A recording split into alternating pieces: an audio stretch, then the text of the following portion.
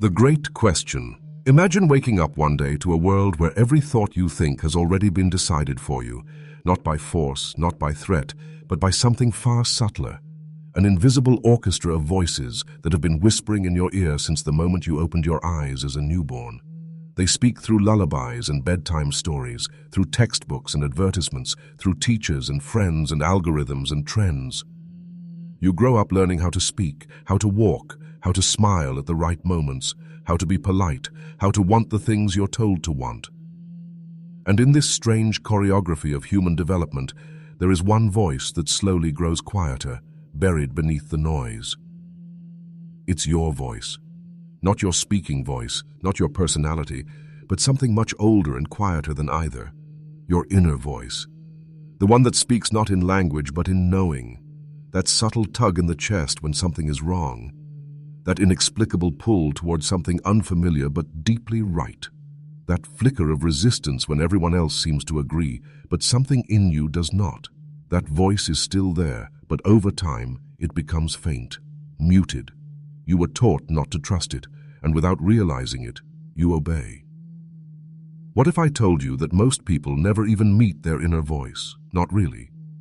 They confuse it with impulse, with emotion, with fear or fantasy. But your inner voice is not emotional, it is ancient. It does not scream, it warns. It does not push, it waits. It does not flatter, it simply insists. But society has trained you from birth to override it in favor of consensus, to nod along in classrooms even when the material feels dead, to stay silent at family dinners even when the silence hurts, to pursue careers you never chose, relationships you don't feel, goals that make your soul ache quietly in the background. And the saddest part, the more you obey the outside world, the more alien your own inner world becomes, until one day you no longer know if your desires are yours. You wake up chasing dreams that don't feel like dreams at all, but obligations dressed in glitter. Have you ever asked yourself why it's so difficult to be alone in silence, without music, without your phone, without a task? Why do you reach for distraction so compulsively, so automatically? Could it be that some part of you is terrified to hear what the silence might say? Not because silence is empty, but because silence is full of you. And maybe you don't know who you are anymore. Or maybe you never did. Maybe that's the real fear. What if the inner voice doesn't say what you want it to say? What if it tells you that everything you've been chasing was never meant for you? That you were wrong? That the roles you play so well were never yours? That the mask you wear has fused to your skin?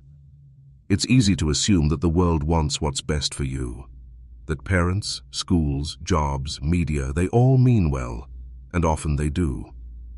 But what if well-meaning systems still have blind spots? What if conformity is not a conspiracy, but a consequence of a system built for efficiency, not truth? What if the very fabric of civilization depends on people obeying orders, following trends, mimicking others, buying into scripts they never wrote? And what if your inner voice is the only thing that can free you from that? But you've been taught to ignore it as childish, selfish, irrational, dangerous. Here is the great question, and it may haunt you for the rest of your life. If you have never truly listened to your inner voice, how do you know who you are? Not the version of you that performs at work, not the curated self on social media, not the you your parents dreamed of. The real you, the one that was there before language, the one that still see. And these messages in the form of dreams, discomfort, gut feelings, longing, grief, and stillness. What does that voice sound like now? Can you still hear it beneath the static? Or has it gone quiet? The hidden problem, its psychological, philosophical roots. They told you to trust yourself, but only if your choices aligned with what they had already chosen for you. From the earliest moments of your conscious awareness, long before you could understand words like autonomy or intuition, you were being conditioned. Not with malicious intent, perhaps, but with clinical efficiency. Your childhood dreams were sifted through parental approval. Your impulses were shaped by social cues. Your silence was rewarded, your rebellion punished. And somewhere along that long, invisible corridor called growing up, you began to lose contact with that original voice inside. The one that once screamed when it needed love, that laughed with abandon, that whispered strange but beautiful truths only you could hear. The tragedy? You didn't even notice when it disappeared. But why does this happen? And more crucially, who benefits when you no longer listen to yourself? To understand this phenomenon, we must journey deep into the psychological architecture of the self. Carl Jung called it the collective unconscious, a vast pool of inherited archetypes and cultural narratives that live beneath our waking minds. Within this collective, society molds certain acceptable roles: the dutiful son, the ambitious worker, the selfless caregiver. These roles are costumes handed to us by the tribe, and from a young age we are taught to wear them proudly. The inner voice, by contrast, is wild and personal. It doesn't care about the script. It doesn't care if your dreams fit into your resume. And so, it becomes a threat to the very social fabric that binds us together. The voice that says, "I want something different," is always seen as a danger, first by your parents, then by your teachers, and eventually by you. The suppression becomes internalized. What once was silencing from the outside morphs into self-censorship, a quiet betrayal repeated thousands of times in the privacy of your own mind. Nietzsche called this phenomenon herd morality, a system where the instincts of the individual are drowned in the noise of the majority. The herd offers security, validation, and predictability, but in exchange it demands obedience. The inner voice, being inherently unique, threatens this order. Imagine a world where every individual listens deeply to themselves. Would they still buy the same products? Vote the same way? Follow the same rules? Of course not. The machinery of modern society relies on conformity, and the inner voice is the first casualty in the name of collective order. This is not a conspiracy. It is an emergent pattern of control rooted in fear. Fear of chaos, fear of difference, fear of freedom. Schopenhauer once mused that most people mistake the noise of the crowd for the voice of truth, and so they mimic not out of understanding, but out of desperation to belong. Schools reinforce this with standardized tests and rote learning. Social media amplifies it with algorithmic approval. Workplaces demand it through performance reviews and corporate values. At every stage of your life, the incentives are clear: conform and be rewarded, dissent and be exiled. Even your deepest emotions, grief, rage, ecstasy, are regulated by silent rules. Cry too loudly and you're unstable. Laugh too much and you're childish. Speak too honestly and you're difficult. The boundaries of your expression shrink over time, not because you lack thoughts or feelings, but because you've learned to second-guess them before they even surface. This phenomenon is not just psychological, it is also deeply physiological. The human brain has evolved to prioritize social cohesion. Mirror neurons cause you to subconsciously imitate the expressions and behaviors of those around you. The amygdala, responsible for detecting threat, lights up not only when your survival is at stake, but also when your social standing is in jeopardy. Rejection, in the brain, feels like death. And so, you learn to suppress the parts of you that might trigger rejection. The parts that are too honest, too weird, too raw. You sacrifice authenticity for safety. But what if that trade was never meant to be made? In his work on logotherapy, Viktor Frankl suggested that the primary human drive is not pleasure, as Freud claimed, but meaning. The inner voice is the compass that points toward that meaning. It does not shout. It whispers. And in a world filled with constant distraction, dopamine loops, and curated noise, it becomes harder and harder to hear it. The tragedy is not just personal, it is civilizational.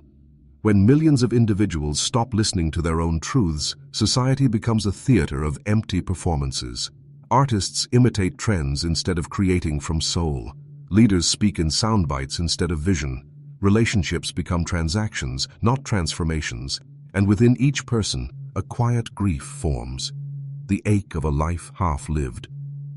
But what happens when this grief is ignored for too long? When the gap between the self you live and the self you are becomes too wide? The answer is existential disorientation.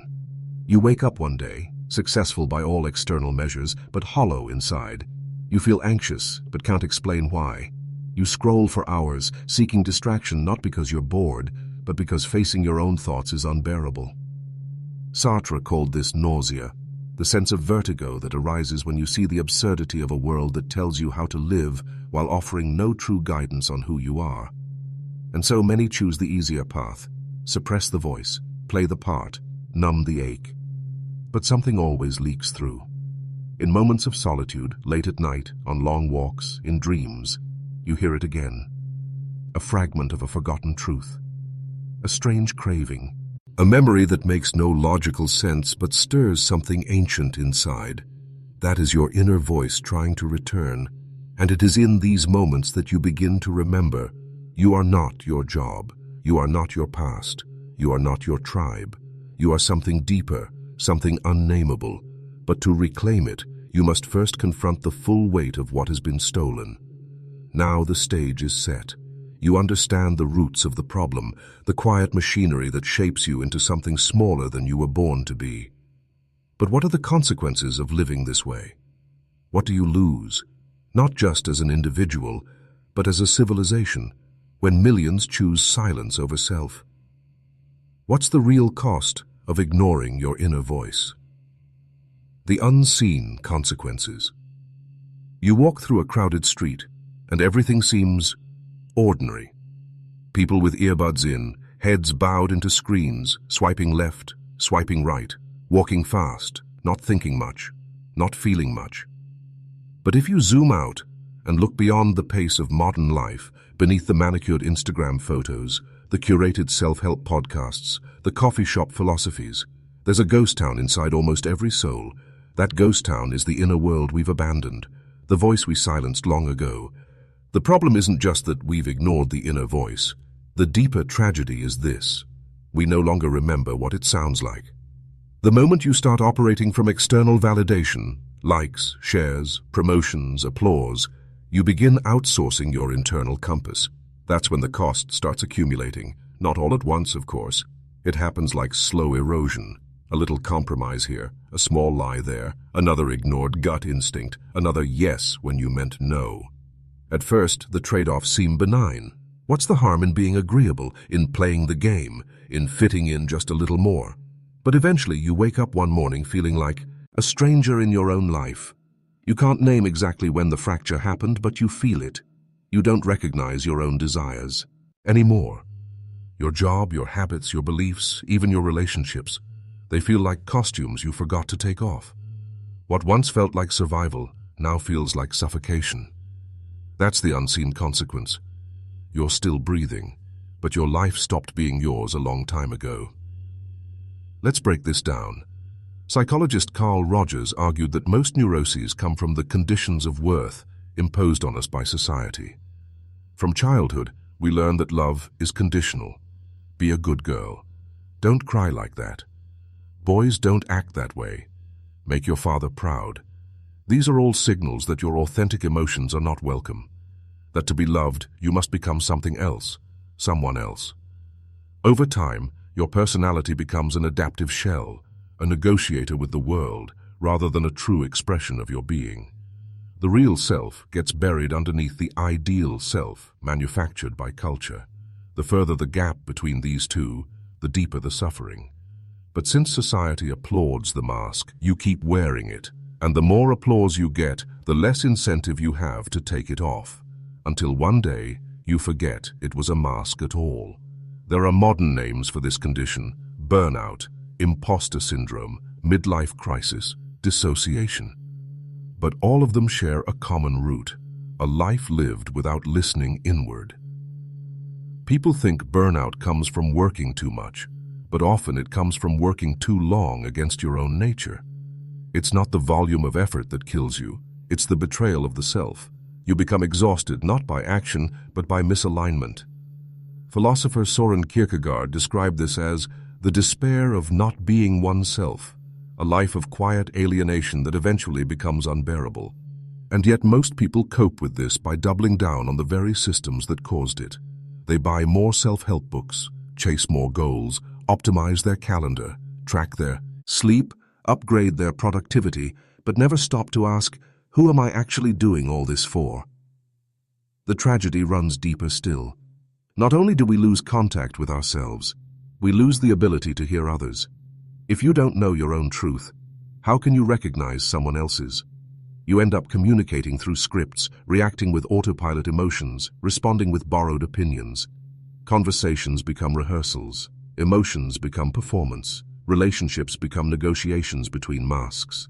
No wonder modern loneliness feels so terrifying. It's not just being alone, it's being surrounded by people and still feeling unseen. Because if no one is home inside you, how can anyone truly visit? Neurologically, this alienation has roots in how we're wired. The brain forms internal maps of the self and others. When you chronically suppress your emotions, especially the uncomfortable ones like fear, anger, or sadness, you dull your interoceptive awareness. That means you literally lose the capacity to feel what's happening inside your body. Over time, your gut instincts weaken, not metaphorically, but biologically. You can no longer tell when something's wrong, because your brain has stopped tracking those inner signals. The more disconnected you become from yourself, the easier it is for external systems to dictate your behavior. Marketers know this. Politicians know this. Social media algorithms know this. A person without a compass will follow any flashing sign. It doesn't end there. On a societal level, this disconnection leads to collective amnesia. We start organizing our systems, institutions, and values around superficial metrics, GDP, test scores, follower counts, stock prices. We forget that beneath these numbers are actual human beings with inner lives. When a culture forgets the soul, it starts to collapse, not with explosions, but with silence. We build bigger ties, but forget how to build meaning. We achieve more comfort, but feel more restless. We have more choices than ever before, yet live with more anxiety, depression, and addiction than any previous generation. Why? Because we've mastered the art of survival, but forgotten the craft of being. We've perfected outer success while neglecting inner truth.